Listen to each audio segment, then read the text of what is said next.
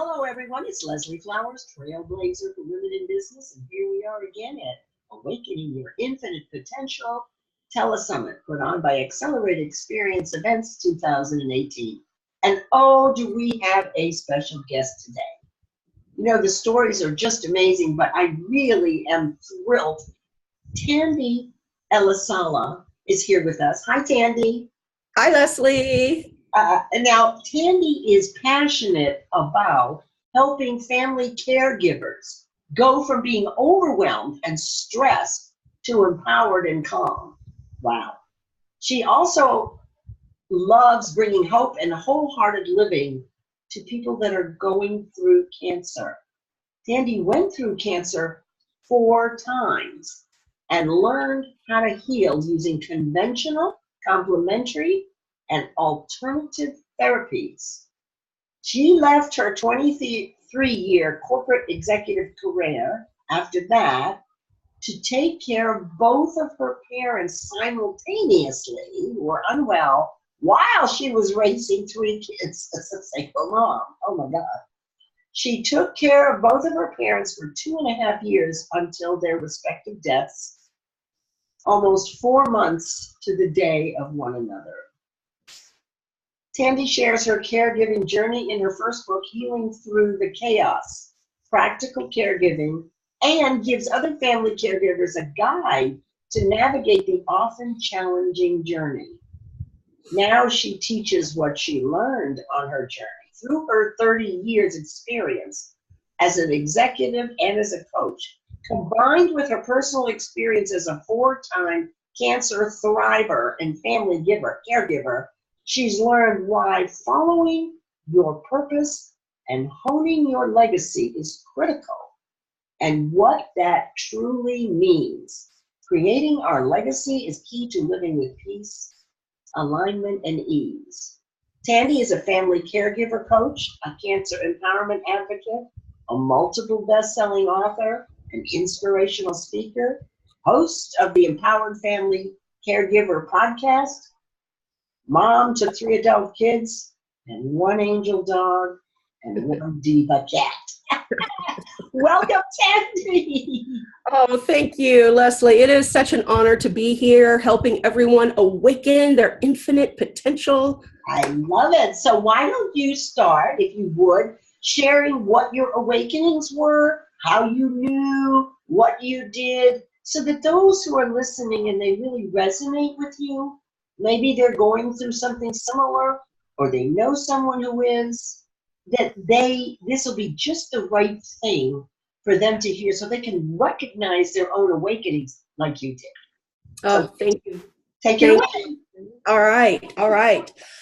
Well, as Leslie, as you mentioned, I am a 4-time cancer thriver and a former family caregiver. And my very first cancer diagnosis was in 2007. My second was in 2009. My third was in 2011. Each of those was, the first one was stage 1, the second and the third were stage 2.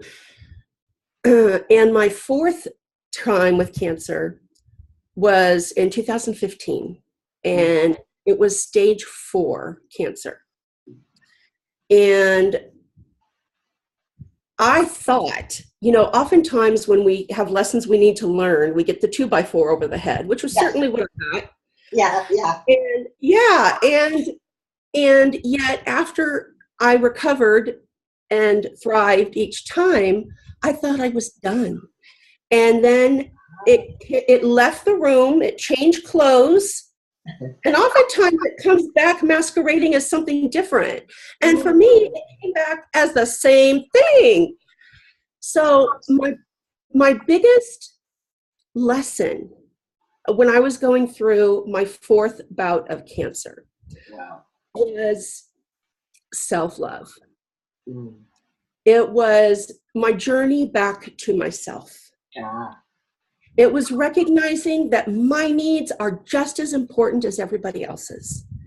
It was recognizing that I am powerful and I've healed myself from many things before. And when I was going through cancer treatment, intense radiation and chemotherapy, I went through my first round and I ended up with stage 4 kidney failure, severe anemia, among many other things. And I then fired my chemo doctor because he wanted me to go through a second round. And I said, I'm really close to dialysis. I'm 40 something. I am not prepared to come in for cancer and come out with something else or die of something else. So I took matters into my own hands. I really spent the next 6 to 9 months really, really healing myself of the remaining tumors. And I am cancer-free. I call myself a cancer thriver rather than survivor. But what was interesting is the third bout of cancer in 2011, I was in the middle of family caregiving. So I left in December 22nd of 2009, my dad was hit by a semi amid a 20-car pileup, amid a big dust storm on the I-10. It made national news. People died, and my dad survived. And he was the smartest, strongest, bravest man I knew. I was definitely a daddy's girl. And he suffered severe traumatic brain injury and physical injuries. And he was my already disabled mother's caregiver at the time. She had, weeks before his accident, she was diagnosed with breast cancer. She had congestive heart failure, COPD, diabetes, kidney failure, oxygen, morbid obesity, wheelchair bound, high everything. All of it. Right. And so here I was. I had my cushy corporate executive leadership career, cushy office, running the rat race and loving it, right? Not really loving it. I knew that my purpose was bigger than that all along. Yet I was still, doing that. And that's how I was taking care of my kids as a single mom, etc. Yeah. And when I realized, I tried to come back to work and going to meetings and emails and all this stuff. And I went to my office and I looked around and I literally felt something I'd never felt before in 21 years of leadership experience at the University of Phoenix. I was completely disengaged. For the first time, literally for the first time, I felt so fortunate to have such an awesome career that I loved every single day. I loved our mission, I loved our vision, I loved the people I worked with. And I just felt empty. And I wanted to be with my parents.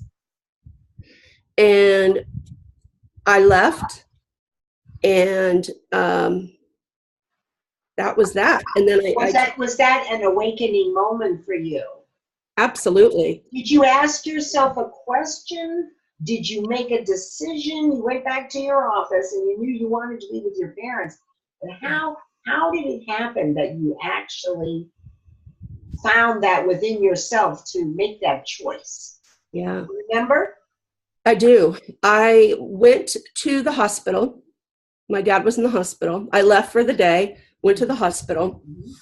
I was talking to my unconscious father and talking with the nurses, and I prayed, I meditated, I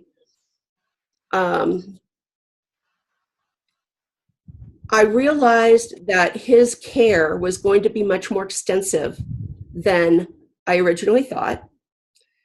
And I knew, I had always considered myself, and I hate this term now, superwoman, right? And I went home and I talked to my 3 teenage kids and said, okay, here's the deal. Grandma and grandpa need full-time care, and I need your help.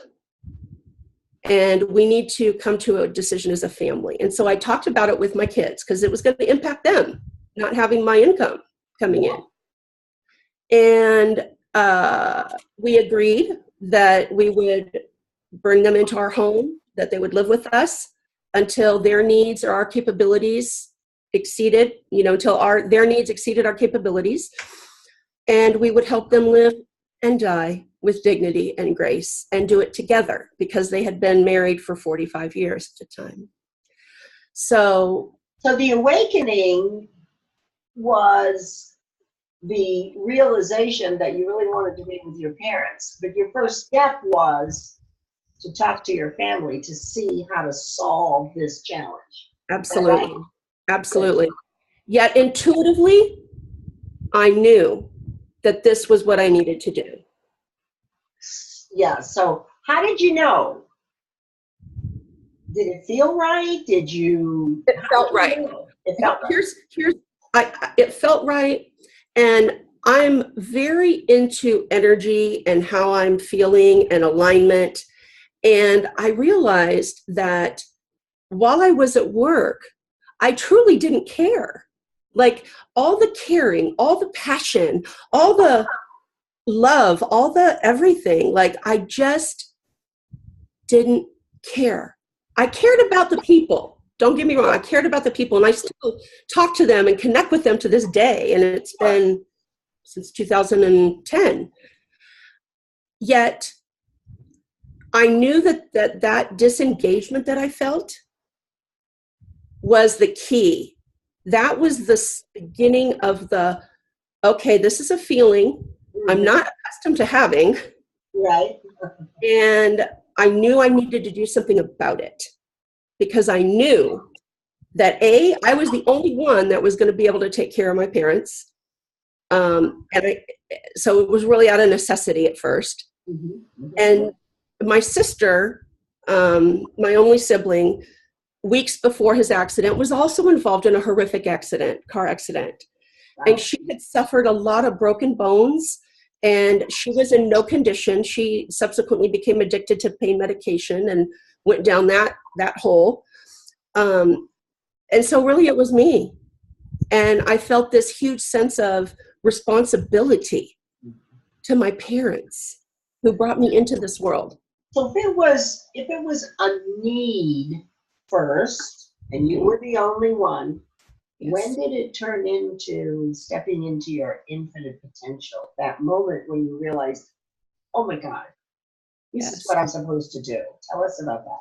Yes, I love it. And I still get goosebumps when I talk about it because,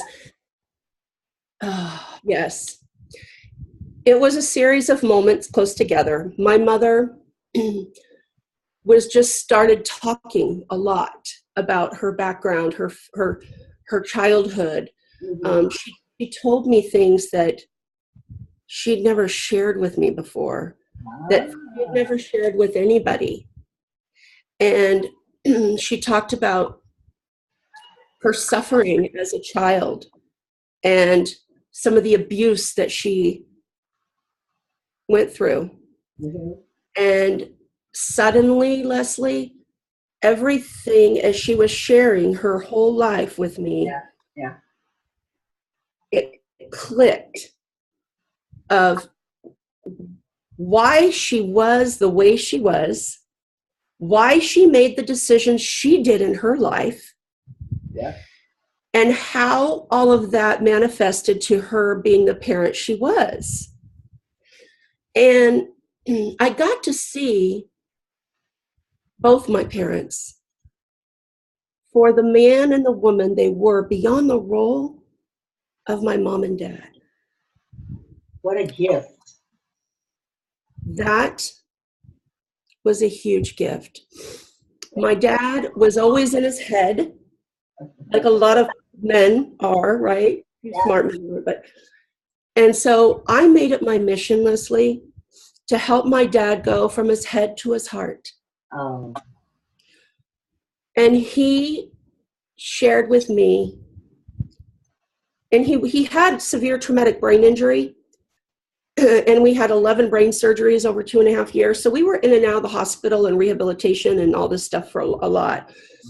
And my mom went on this other path, and she also had mental illness, I should mention. So she suffered from depression and paranoid schizophrenia. So I had these interesting, contrasts of needs for both my parents coming together while taking care of my teenage kids. Well, my dad would share things with me too. And he shared with me, I just started intuitively asking him questions. Dad, what's your biggest regret? Dad, if you could have changed your career and done anything else, what would it have been? Dad, what is your favorite family picture of the four of us? Dad, so I just went somewhere lighthearted, somewhere deep, and I did this with both of them separately. And my dad shared with me so many things, and I realized that I was helping them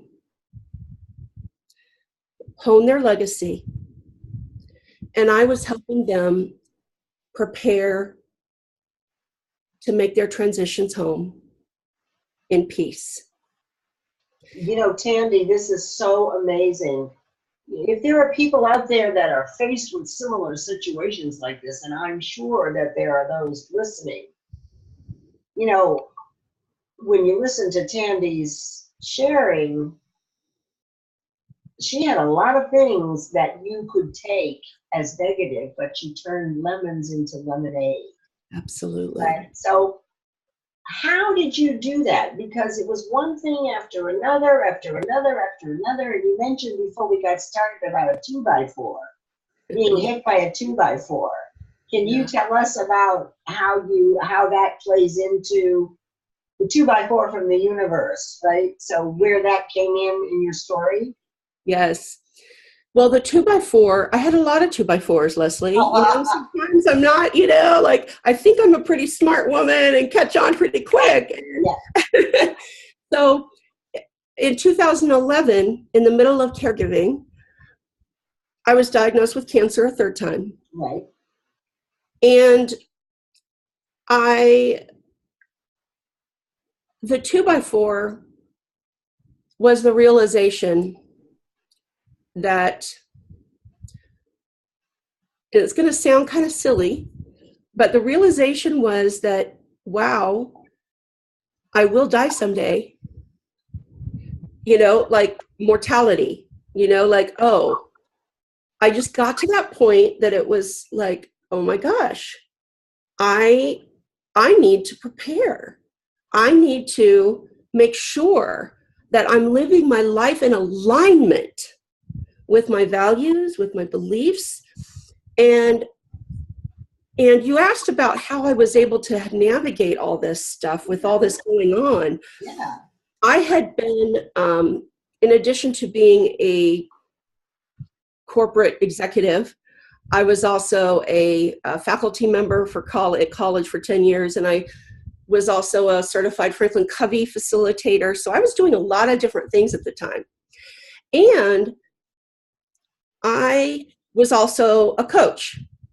I had gone through certifications to be a coach. So I had a lot of tools in my toolkit already before I became a caregiver. So I understood the role of boundaries. I understood the role of self-care. Didn't always practice it consistently, but I understood the role of gratitude. I understood. So I applied those things that I knew into my daily life. And excuse me, that is continuous learning. Oh my gosh. Yeah. So the way you navigated it was by growing in awareness of your infinite potential, which is, you reach it by learning and continuously learning. Yes. This is totally amazing. Tandy, if you could say one thing to those who are listening that are saying, wow, that sounds a lot like me, and wow, this is how does this woman know, and how did she do all this? What would be one thing that you would say to those people as encouragement, as a guide? If all these things begin to befall you, what would you say to them if there was one thing? Hope. When you have hope, when you hold on to hope and faith,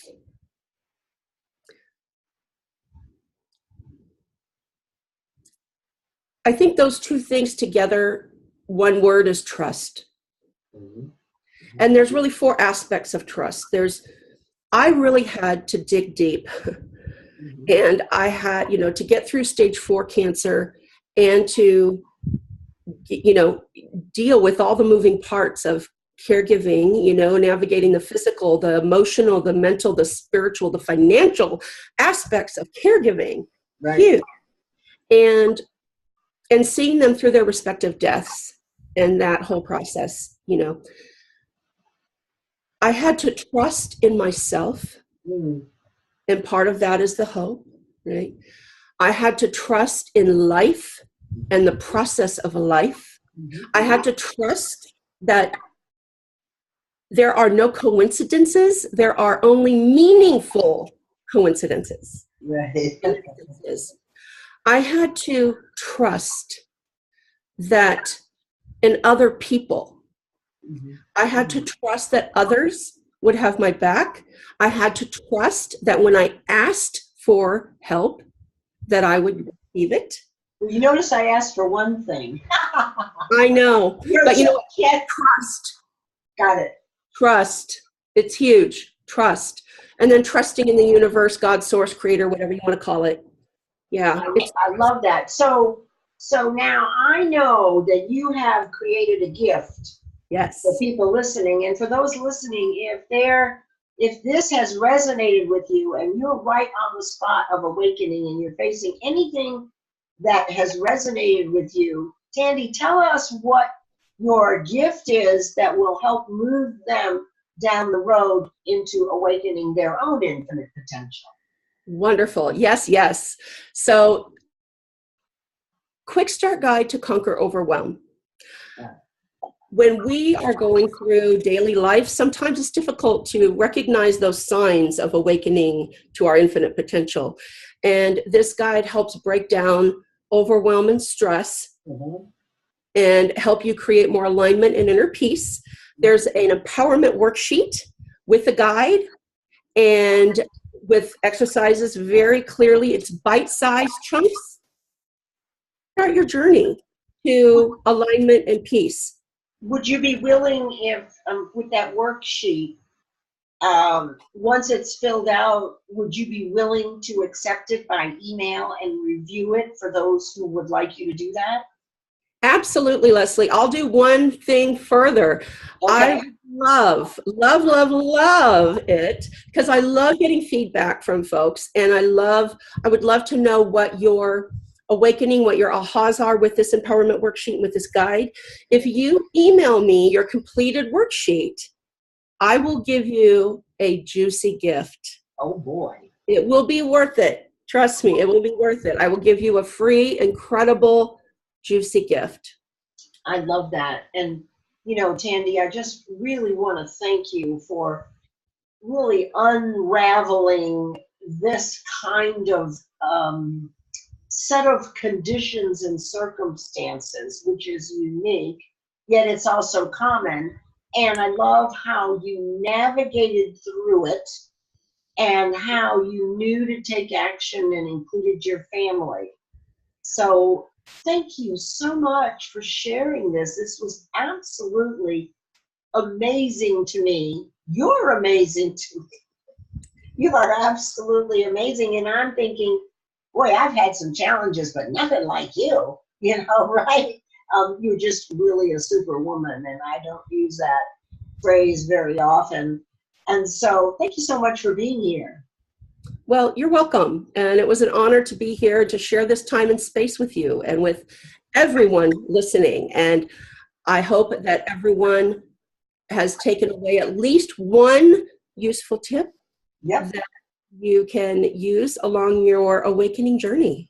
I know that they have, because I've got 4 or 5. So, so thank you so much again for your time. This is Leslie Flowers, and this is Awakening Your Infinite Potential Online Telesummit. And I'll see you with the next presenter. Bye, everyone.